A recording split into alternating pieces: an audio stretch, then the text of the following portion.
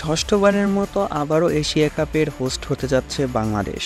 1984 সাল থেকে 2023 সাল পর্যন্ত বাংলাদেশ মোট 5টি এশিয়া কাপের আয়োজন করেছে, আর 2025 সালে টি-20 এশিয়া কাপ নিয়ে মোট 6 ডিজিটে যাচ্ছে বাংলাদেশ। ছোট একটি সাক্ষাৎকারে তাই জানা গেছে বিসিবি সভাপতি নাজমুল হোসেন পাপনের কাছ থেকে।